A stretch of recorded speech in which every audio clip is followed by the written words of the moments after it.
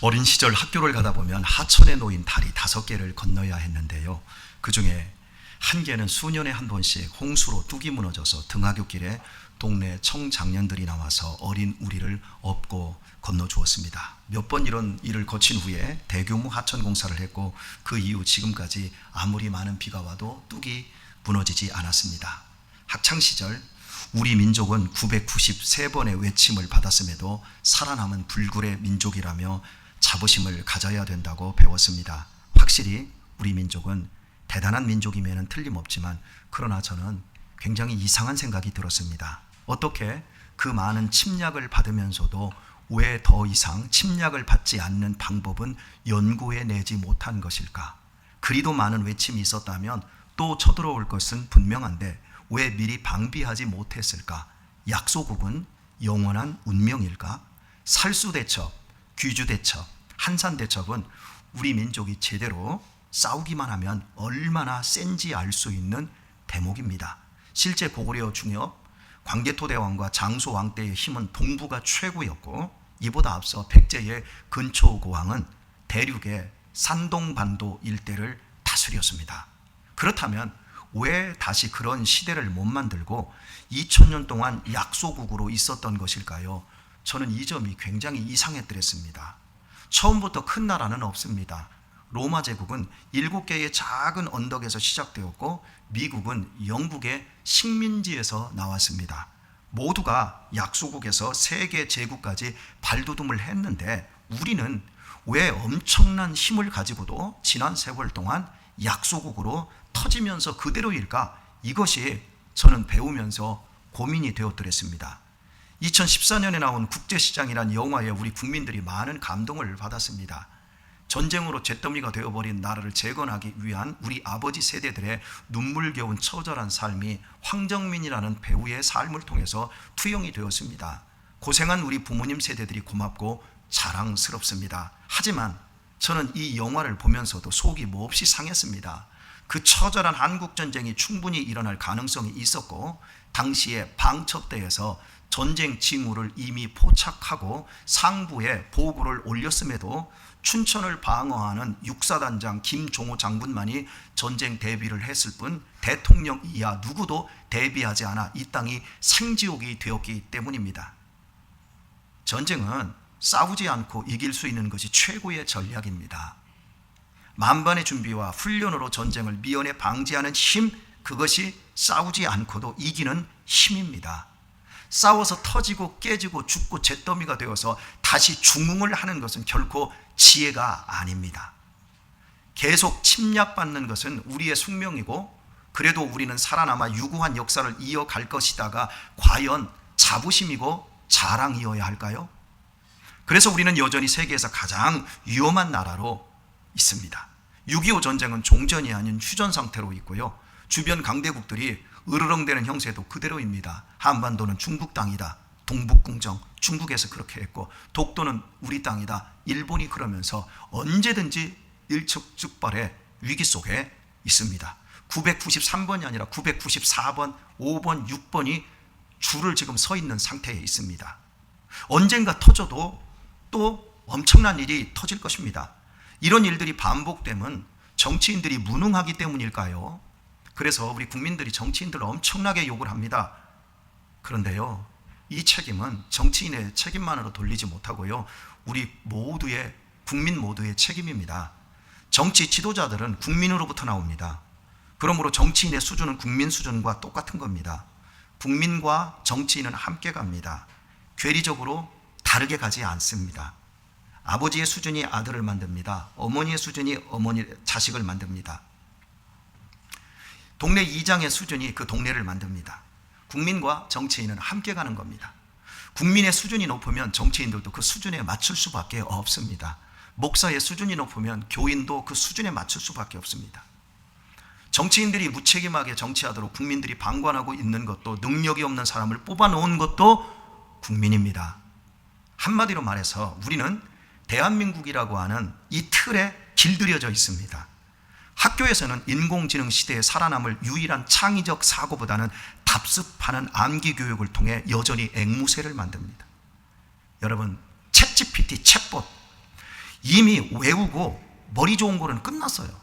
로봇가 할 수 없는 유일한 것, 창의적인 사고, 상상력, 이것을 키워내는 교육을 하지 않으면 우리 자녀들은 로봇 밑에 복속되는 앵무새가 되는 거예요. 그런데 아직도 우리는 이런 교육을 합니다.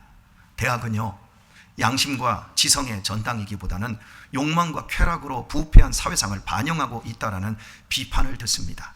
그래서 건물주가 목표라는 청년들은 많지만 싱싱한 지성과 양심을 가진 젊은이를 만나기가 하늘의 별 따기와 같습니다.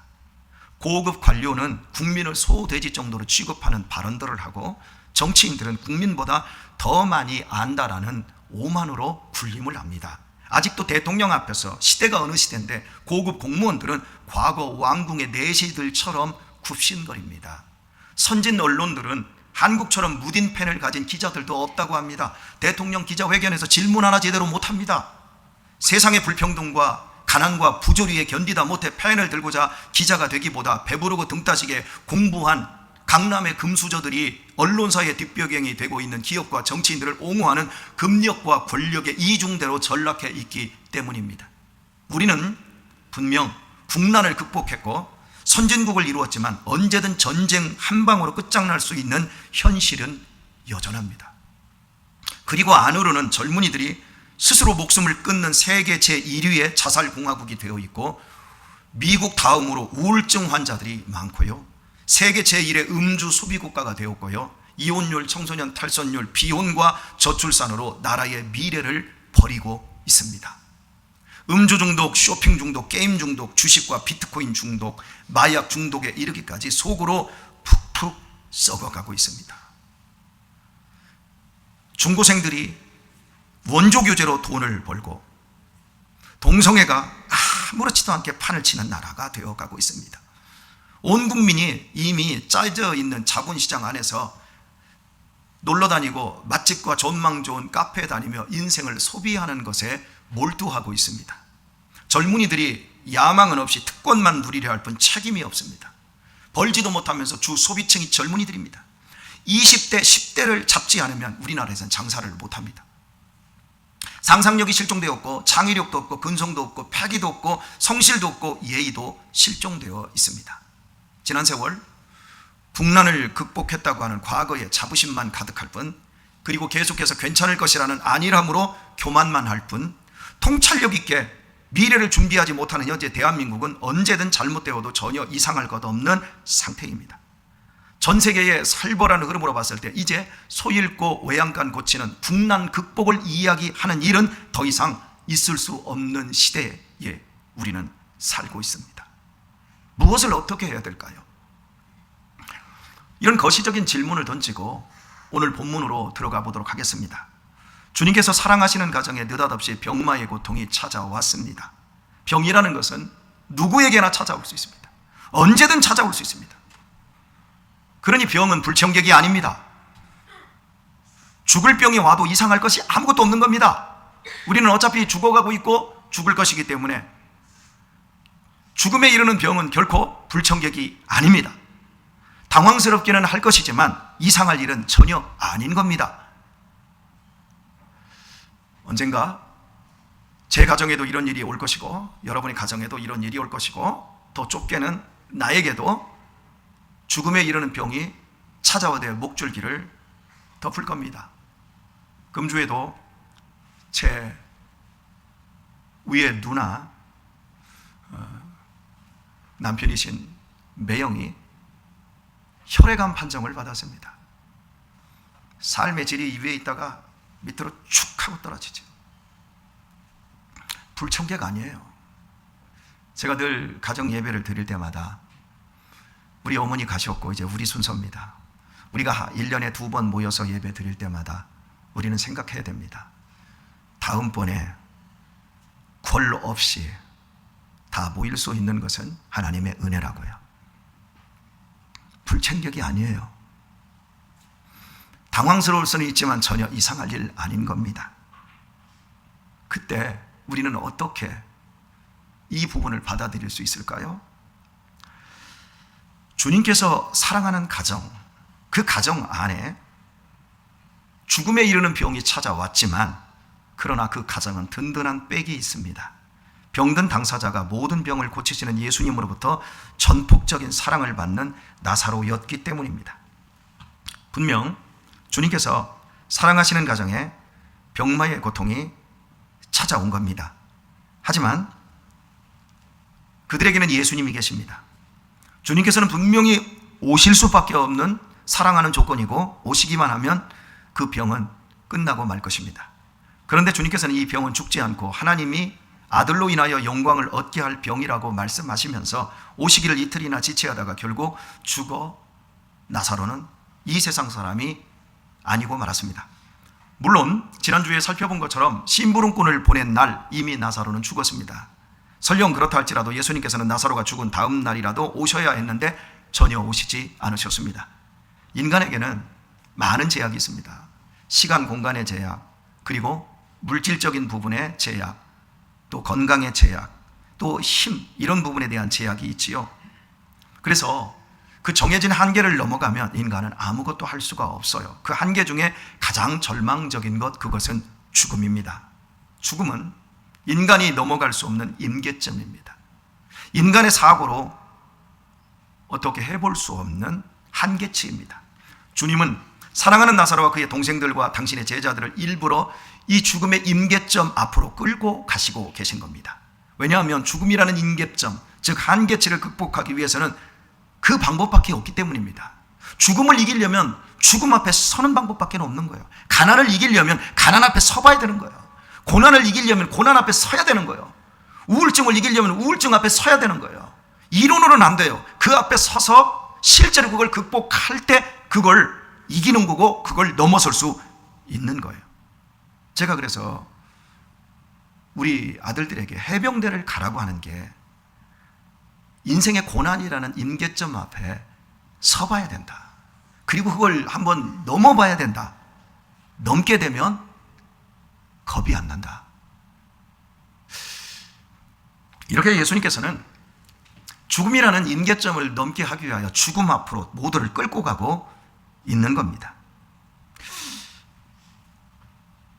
나사로의 동생들은 오빠 나사로가 죽는 일만은 일어나서는 안 된다고 생각을 합니다. 그래서 예수님이 오시면 된다고 생각하는데 예수님은 그런 그들을 버려버리고 결국 오빠를 죽게 내버려 두었습니다. 마치 나사로를 죽기 기다렸고 심지어 장례식이 끝나기까지 예수님은 그곳에 그대로 머물러 계셨습니다. 그리고는 나사로가 죽어 4일째 된 날 유대로 가자고 하셨습니다. 이때 제자들이 말리고 듭니다. 8절인데요. 제자들이 말하되 방금도 유대인들이 돌로 치려 하였는데 또 그리로 가시려 합니까? 말립니다. 지금 유대인들이 예수님을 죽이기 위해 도끼가 올라 기다리고 있는데 왜 가려 하냐는 의미입니다. 그럼에도 주님께서는 죽은 나사로를 깨우러 간다고 말씀하시면서 앞장서시자 16절에서 이렇게 도마가 넋두리를 합니다. 우리도 주와 함께 죽으러 가자. 주님께서는 죽은 나사로를 살리러 가는데 제자들의 생각은 다릅니다. 자신들도 죽는다는 것입니다. 제자들은 자신들이 죽음의 임계점에 다다를까 봐 두려워하며 푸념을 하고 있습니다. 그들의 믿음 역시 마르다 자매와 같이 죽음이 한계치입니다. 죽음 너머에 대한 기대가 없고 어떤 그림도 없습니다. 이것이 죽음 앞에 서 있는 모든 인간의 모습입니다. 죽음은 인간 사고의 끝입니다. 그리고 말합니다. 죽으면 좋은 곳에 갔겠지요. 그것으로 끝입니다. 15절 말씀을 보겠습니다. 내가 거기 있지 아니한 것을 너희를 위하여 기뻐하노니 이는 너희로 믿게 하려 함이라. 지금 유대로 가는 것은 제자들에게 믿음을 주기 위해서라는 겁니다. 그렇다면 대체 어떤 믿음일까요? 죽은 나사로, 장사 지낸 지 4일이나 된 시체를 살려내는 기적을 눈으로 보는 것은 참으로 놀라운 일일 것입니다. 죽음의 한계치를 넘는 새로운 지평이 열리며 믿음 역시 도약할 것은 분명하기 때문입니다. 그것이 주님께서 주시려는 믿음일까요? 아닙니다. 4절에 있는 주님의 말씀을 다시 확인해 보도록 하겠습니다. 이 병은 죽을 병이 아니라 하나님의 영광을 위하며 하나님의 아들로 이를 인하여 영광을 얻게 하려 함이라. 나사로는 죽지 않는다고 했지만 결국은 죽었고 예수님께서 다시 살려내셨습니다. 분명 하나님의 영광이 나타난 겁니다. 그러나 주님의 말씀은 하나님의 아들로 이를 인하여 영광을 얻는 것으로 말씀하셨습니다. 나사로를 살려낸 것으로 영광을 얻음이 아닌 하나님이 영광 받으심은 아들 때문이라는 겁니다. 그렇다면 하나님께서 아들 덕분에 받는 영광이 무엇일지를 생각을 해야 됩니다. 복음서를 종합해 보면 아들이 십자가에서 죽는 것, 그것을 영광이라고 합니다.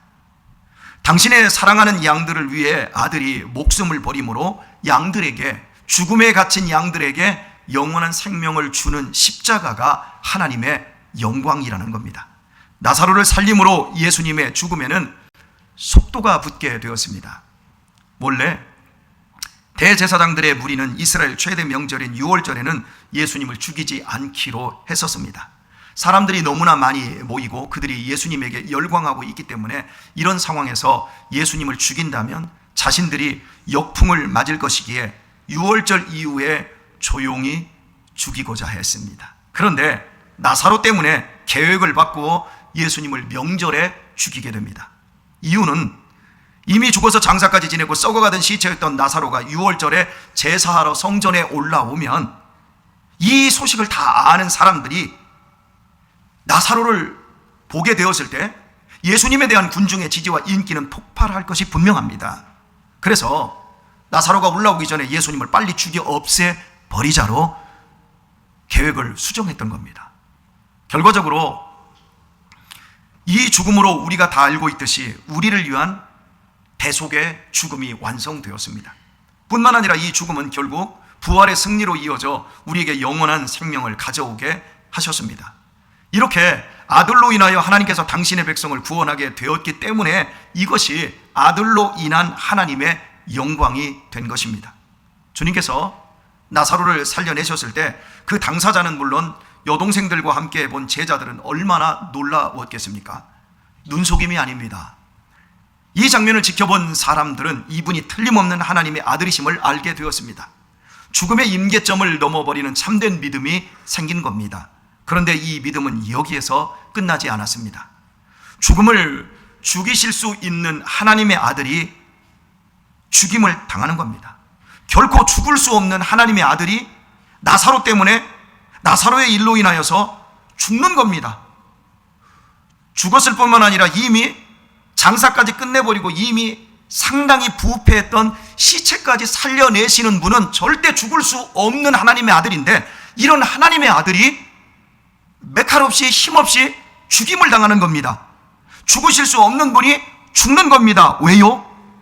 보라, 세상 죄를 지고 가는 하나님의 아들이로다. 당신의 백성들의 죄를 짊어지고 죽는 겁니다. 죽으실 수 없는데 너와 나를 위해서 죽는 겁니다. 나를 위해서 죽는 겁니다. 그것을 제자들이 목격을 하는 거예요. 그리고 죽었을 뿐만 아니라 그분이 3일 만에 죽음을 이기고 살아나십니다.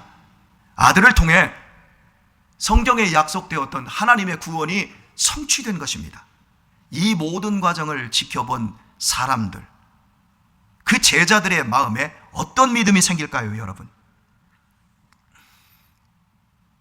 여러분, 병날까봐 두렵지 않나요? 혹시 암이 생길까봐 두렵지 않나요? 혹시 뇌출혈이 생기고 치매가, 파킨슨 병이 생길까봐 노년이 두렵지 않습니까? 혹시 암이 재발해서 그 끔찍한 암 치료를 또 받아야 된다고 생각하면 두렵지 않습니까? 여러분, 이게 우리가 이 세상을 살아가면서 해결할 수 없는 근본적인 우리의 성향이고 문제입니다. 그런데 예수님의 제자들이 무엇을 지켜봤냐면 죽음 너머에 새 생명을 관장하시고 우리를 대신하여 죽음을 죽어주시고 다시 부활하신 그 예수님이 나의 구조라는 사실을 눈으로 목격한 거예요. 어떤 믿음이 생길까요? 더 이상 병나면 안 되는데, 실패하면 안 되는데, 죽으면 안 되는데 걱정하면서 아무 방비도 못하고 벌벌 떨면서 살까요? 아닙니다. 설령 병이 난다 할지라도 살려주십시오, 반드시 고쳐주십시오, 그러면 내가 집을 팔아서 하나님께 드리겠습니다, 이런 믿음에만 머물지 않을 것이고요, 살든 죽든 하나님의 영광을 위해 사는, 죽음을 능가하는 믿음의 삶을 살지 않겠습니까? 나는 죽어도 산다, 나는 영원한 생명을 보았다. 죽음을 오령하는 분이 나의 구주이시다. 나는 주님만 섬길 것이다. 죽음의 한계치, 죽음이라는 절망의 임계점을 넘는 이런 믿음이 생기지 않겠습니까?